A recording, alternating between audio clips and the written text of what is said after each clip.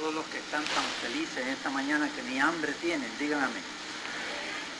Y todos los que tienen algún achaque, digan amén también. Porque a los que Dios ama, aún los achaques les ayudan a bien. La represa de Fort Peck, en el río Missouri, es muy famosa, no solamente por lo alta que es y ancha, sino por la cantidad de agua que almacena. Es una reserva de agua profunda que tiene 189 millas de largo. Puerto Rico tiene 100 millas.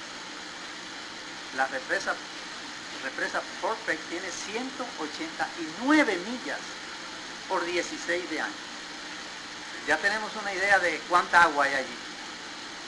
Cabe Puerto Rico allí con todos nosotros para nadar.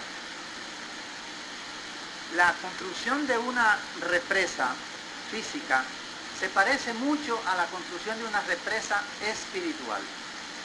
Primer término, porque las represas se hacen para evitar inundaciones, y nos hace falta evitar las inundaciones en nuestra vida, para generar electricidad, energía, vigor, luz, y eso nos hace falta espiritualmente, para regar los terrenos y para almacenar agua.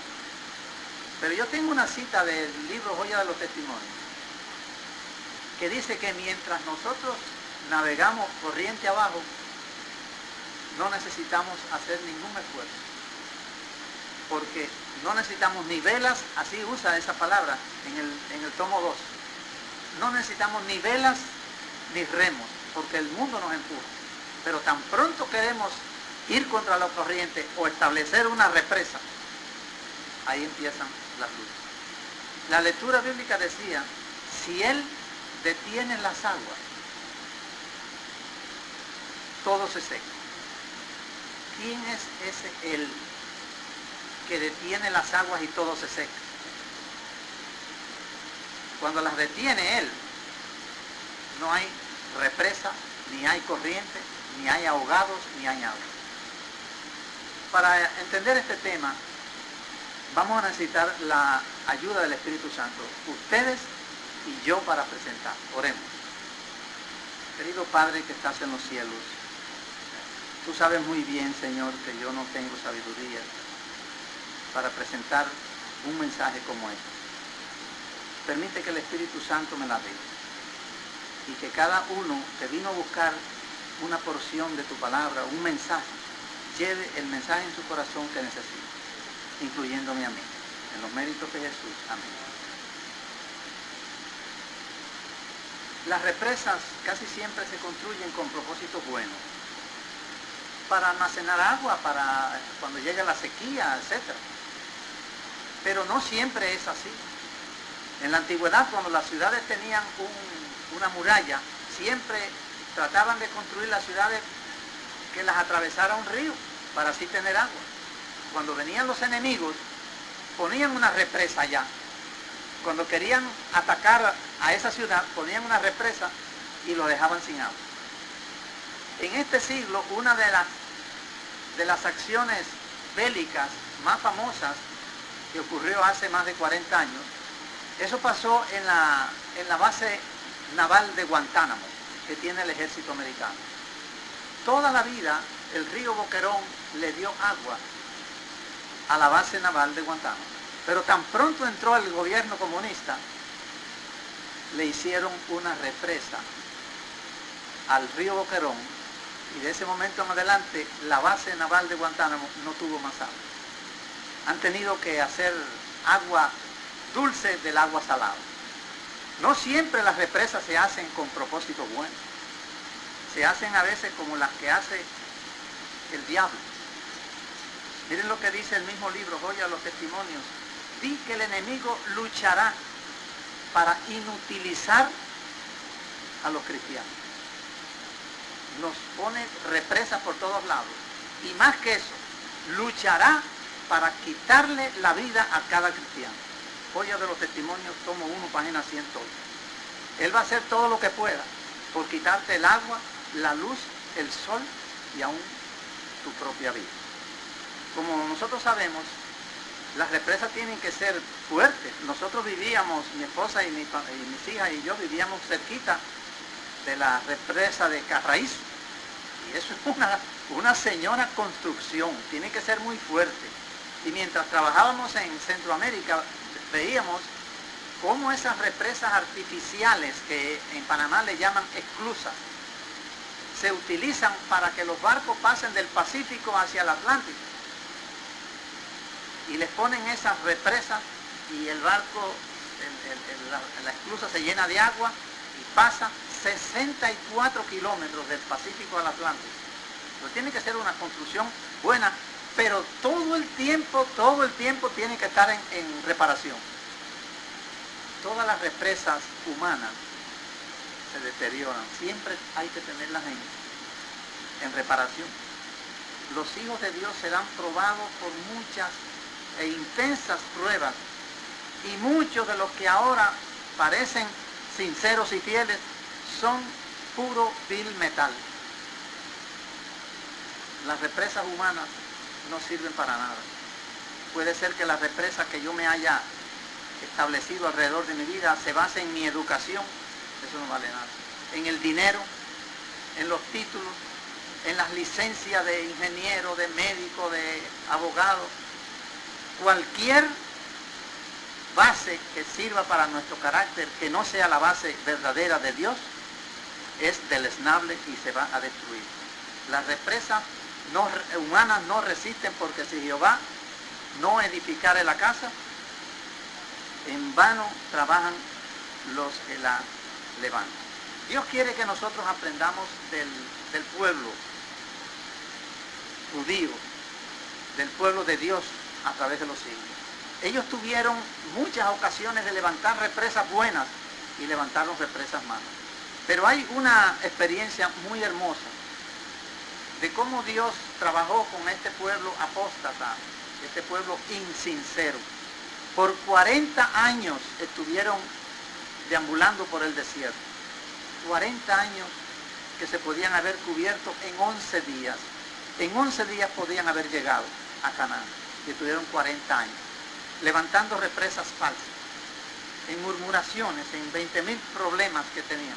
Pero yo quisiera que ustedes me acompañaran a una cita que está en el libro de Josué, en el capítulo 1. Josué capítulo 1 y el versículo 2. Y aquí comienza una experiencia antigua que nos trae lecciones modernas a nosotros. Josué capítulo 1 y versículo 2. Dice: mi siervo Moisés ha muerto. Ahora pues, levántate y pasa este Jordán, tú y todo este pueblo, a la tierra que yo les doy a los hijos de Israel. Levántate y pasa el Jordán. La palabra Jordán, el nombre del río Jordán, significa corriente rápida. Yared en hebreo.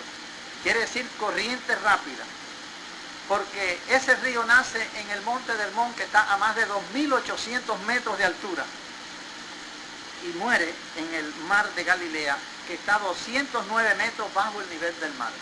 En un corto espacio, el Jordán tiene que cubrir toda esa distancia, y es una corriente muy rápida.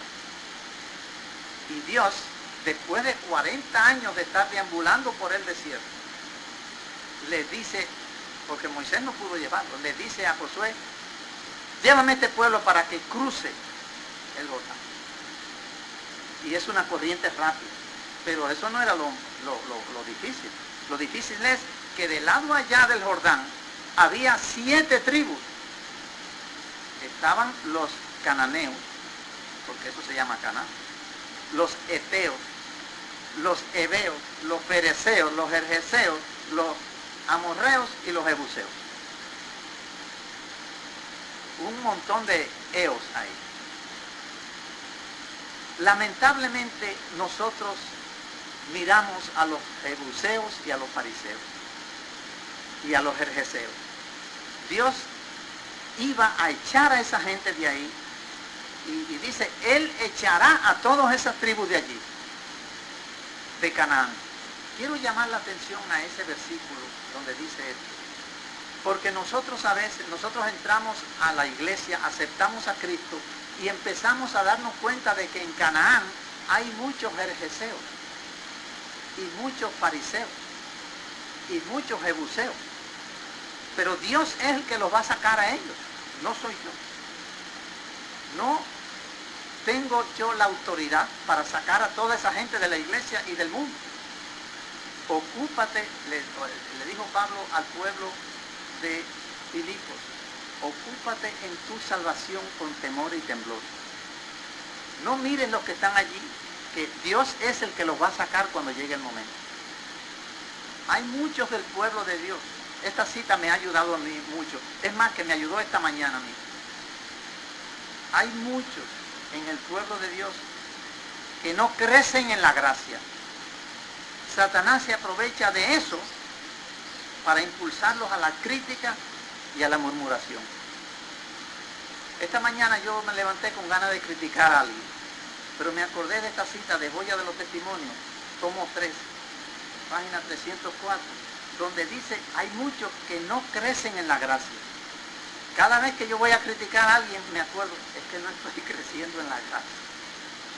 Entonces paro la crítica, porque si no estoy creciendo en la gracia, voy a criticar.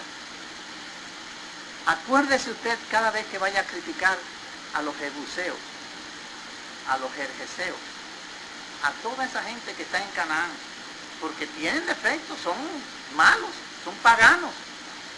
Pero ocúpate de tu salvación con temor y temblor. Ocúpate de tus defectos, de tus vicios, de los hábitos, de la mala administración que tienes del dinero y del tiempo y de todos los problemas que hay en tu vida. Olvídate de los jebuseos, porque Dios los va a sacar a ellos, no eres tú. Ahora, esta misión que le asigna el Señor a Josué es una misión un poco difícil, porque estamos hablando de que es más de 1 millón de personas. No hay puente, en la Biblia no se menciona la palabra puente. Esa palabra la inventaron después, y los puentes vinieron después. No hay puente, no hay ferry, no hay barco. Ahí está Josué con 1 millón de personas y Dios le dice, cruza el Jordán. Pero fíjense qué problema, que no solamente es una corriente rápida, sino que dice Patriarcas y Profetas, que esa orden se la da Dios cuando el río estaba crecido. Patriarcas y Profetas, página 517, dice, la orden se la da Dios a Josué cuando el río está desbordado, usa esa palabra, y era imposible, dice allí en la página 517, era imposible cruzarlo. Y ahí venía la gente y le decía, Pastor Josué, ¿cómo vamos a cruzar esto? Mire, mi viejita no puede casi caminar, está en silla de ruedas. Digo, yo no sé si la silla de ruedas se había inventado en ese tiempo, bueno, una hamaca, en algo. No podemos cruzar ese río. Esa corriente es muy rápida y el río está crecido, es imposible cruzar. ¿Qué hacemos? Y empezaban las críticas contra Josué. Para hacer una represa hay que hacer unos estudios. Yo me imagino que los ingenieros, cuando fueron a hacer la represa ahí en el río La Plata, tuvieron que estudiar el terreno. ¿Cómo vamos a cruzar este río? Preguntaba la gente. ¿Qué vamos a hacer? Porque no hay barco, no hay nada. Dice Joya de los Testimonios que tenía que pasar todo el pueblo sin faltar uno. Porque la orden de Dios era que todo el pueblo pasara sin faltar uno. No se podía quedar nadie del otro lado. El día que se cierre la gracia, cada uno de nosotros va a tener la oportunidad de entrar, de cruzar el Jordán. Ni uno de nosotros va a quedar fuera. Ni uno de nosotros. Pero en el mismo libro, en Joya de los Testimonios, dice, muy pronto las puertas abiertas hoy se cerrarán para siempre. Y el que no cruce a tiempo se va a quedar fuera. Y la orden fue, levántate y cruza a esta gente. No se les dio ni una sola instrucción de cómo se iba a cruzar esto. Los ríos no siempre están bajitos y este río estaba bien crecido. El río crecido, imposible para cruzarlo. Y toda esta multitud de personas, como estamos ahora nosotros aquí, imagínense ustedes que le digamos al pastor Muñoz: pastor, ¿cómo vamos a cruzar este lugar? Entonces vamos a Josué capítulo 3 y vamos a ver qué ocurre allí, qué lección del pasado Dios quiere que aprendamos. En el capítulo 3, versículos 15 y 16. Josué capítulo 3, versículos 15 y 16. Cuando los que llevaban el arca entraron en el Jordán, ¿ya lo encontraron? Cuando los que llevaban el arca entraron en el Jordán y los pies de los sacerdotes que llevaban el arca fueron mojados a la orilla del agua, porque el Jordán suele desbordarse por todas sus orillas todo el tiempo de la siega, y ellos llegaron al tiempo de la siega. Las aguas que venían de arriba se detuvieron como en un montón bien lejos de la ciudad de Adán, que está al lado de Zarephath. Esta es la represa más rara que se ha levantado en la historia de la humanidad. El pueblo llega frente al río crecido, desbordado, y el Señor le dice: entren. Cuando los sacerdotes entran, se levanta una represa de agua. No es de concreto. La represa de Fort Peck fue construida usando 125 millones de metros cúbicos de relleno.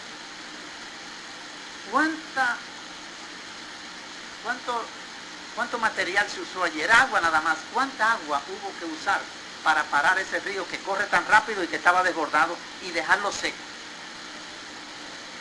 Ahora, no es fácil nosotros imaginarnos esta escena. Dios, dice el Espíritu Profecía, espera que aprendamos lecciones de esa experiencia. Llegar al río y qué tengo yo que hacer para que Dios pare las aguas en mi vida. Porque ahora no vamos a hablar en forma de iglesia, es en forma individual. Yo tengo muchos problemas en mi vida, tengo debilidades que las he heredado de mi abuela y de mi abuelo y de cuánta persona hay en mis ancestros. Y tengo otras debilidades propias mías. Y el ambiente me ha metido debilidades. ¿Cómo Dios va a parar eso? ¿Qué clase de represa tiene que levantar Dios en mi vida para protegerme? ¿O tiene Dios el poder para hacerlo o no lo tiene? Vamos allí a buscar el capítulo 15 de San Juan para ver qué es lo primero que tengo yo que hacer para que Dios pare las aguas que tratan de ahogarme a mí.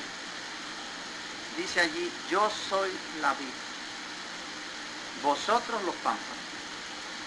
Separados de mí, nada podéis hacer. Lo primero que yo tengo que hacer es unir mi vida a Cristo. Porque unido a Cristo, por amor, voy a cumplir con las leyes de la palabra de Dios. Voy a cumplir con la mayordomía, voy a cuidar mi cuerpo, voy a ser fiel en el diezmo. Pero tengo que estar unido a Él para que Él pueda levantar esa muralla alrededor de mi vida. Otra cosa que tengo que hacer es tener poder para hacerle frente a la tentación. Dice Pablo: todo lo puedo en Cristo que me fortalece. Y si yo tengo mi vida unida a Cristo, tengo entonces el poder, todo lo puedo en Cristo que me fortalece, y poder resistir al diablo. Pero lo más fundamental es que tengo que tener mi vida unida a la de Cristo. Dice aquí la palabra: cuando los que llevaban el arca entraron en el Jordán y los pies de los sacerdotes tocaron agua, las aguas que venían de arriba se detuvieron como en un montón. Esta es la represa más extraña que se ha fabricado en la historia de la humanidad. No se sabe qué tecnología usó Dios para levantar una represa de agua para que el pueblo pasara. Hasta que no pasó el último, las aguas no volvieron a correr. Dios tiene misericordia. Y ahora mismo Dios está levantando represas alrededor de su pueblo. No lo vemos, no lo vemos. Pero Dios muchas veces ha enviado su ángel. Usted va en su carro tranquilamente para un lugar y pasa de ahí, se mete por otra calle y usted dice, ¿pero qué pasó? Me pasé aquí de esta calle. Dios levantando murallas que no se ven. Porque las murallas y las represas que Dios levanta no se ven muchas veces. Los judíos estaban pasando por ese lugar y las aguas aquí, y ellos mirando los pececitos ahí, mirándolos en la muralla, y mira para eso, y peces grandes y todo, pero no, el agua no pasaba, porque la mano de Dios la aguantaba. Y ellos no veían la mano de Dios, pero la mano de Dios estaba allí. Yo tuve el privilegio de que el médico me desahució y me mandó a que me muriera. Miren qué cosa que es travieso ese médico. Que lo manden ustedes, llévense lo que se va a morir. Pero él no sabía que Dios está en los cielos. Y aquí estoy. Yo puedo dar razón de que la mano de Dios cuida a sus hijos. Puedo dar testimonio de eso. Porque no vi la mano, la verdad que no la vi. Pero ahí estaba. Dios es omnipotente y levanta una muralla aunque sea de agua. Una represa con toda la tecnología para que no nos inunde. Dice el libro Profetas, Patriarcas y Profetas. Los sacerdotes avanzaron firmemente con el arca santa en dirección a la corriente airada y turbulenta. Se metieron los sacerdotes. Hay que tener valor. Y ellos lo hicieron. Entonces las aguas que provenían de arriba fueron rechazadas. Y las de abajo se fueron y todo se secó. Pero Dios tenía un plan. Y mandó a que la gente tomara piedras del centro, 12 piedras, una piedra por cada tribu. Tráiganme un hombre de cada tribu que se lleve una piedra de cada, que represente a cada tribu, y se llevaron 12 piedras del centro del río. Dios quería, porque esa es la tendencia humana, que tan pronto cruzaban el Jordán se les iba a olvidar lo que Dios hizo. Porque muchas veces usted se ha olvidado de muchas bendiciones que Dios le ha dado. Que Dios nos ha librado y ha levantado represas enormes, y al otro día ya usted ni se acuerda de eso. Llévense 12 piedras para que se acuerden de lo que pasó en el Jordán. Porque muchos de nosotros tan pronto entramos al Jordán, a Canaán, cruzamos el Jordán, ya no servimos para nada. Hay personas que son muy útiles en la iglesia mientras son solteros. Participan y cantan y tocan y predican. Se casan. O sea, llegaron a Canaán y ya no sirven para nada más. Otros, mientras son estudiantes, ahí están luchando por cruzar el Jordán. Se gradúan, ya no sirven para nada. Y he visto inclusive pastores que mientras no son ordenados, son unos tremendos pastorazos. Los ordenan al ministerio y no sirven para nada más. Y les está hablando un pastor viejo. Y hay algunos, ya que digo viejos, que son muy buenos, pero cuando se jubilan, ya llegaron a Canaán y no sirven para nada más después de jubilar. ¿Cuál es tu Canaán? ¿Cuál es tu Canaán? El dinero, las licencias, los títulos. Y Dios quería que llevaran 12 piedras de recordativo. El día que yo pude tener la oportunidad, llevé a mi esposa y a mis 2 hijas a la casita donde yo nací. Mira, aquí fue en ese ranchito que se está cayendo. Ahí nací. Hay que mantener esas piedras con nosotros para que nos recuerden de dónde venimos. ¿Saben por qué? Porque dice Joya de los Testimonios, si hubo alguna vez en la historia que fuese necesario comprender nuestra responsabilidad, es ahora. Porque la verdad, oigan qué metáfora esta más bárbara. La verdad está caída en la calle. Y la rectitud no puede entrar. Esto es una tesis doctoral, ese pasaje de Joya de los Testimonios. La verdad caída en la calle y la rectitud no puede entrar. Dios está tratando de levantar una represa en la vida de cada uno de nosotros para protegernos, para darnos electricidad, para darnos luz. una ola de mundanalidad invade la iglesia. Estoy leyendo Conflictos de los Siglos, página 436. Una ola de mundanalidad ha entrado a la iglesia. Esta no es la iglesia de hace 40 o 50 años atrás, trayendo consigo sus costumbres, sus prácticas y sus ídolos. A pesar de que Dios está tratando de levantar una represa, la ola está entrando. Y ya a veces uno ni conoce la música que se canta, ni sabe si esta es una iglesia adventista o qué es. Para que Dios levante la represa invisible, poderosa, eterna, hace falta que permanezcamos en la vida. Entonces, todo lo podremos en Cristo que nos fortalece y podremos resistir el diablo. Que Dios nos bendiga.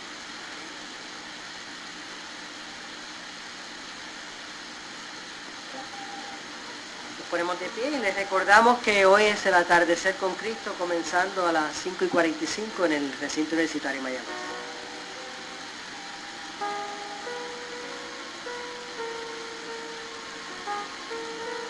Jesús resucitado está en el mundo.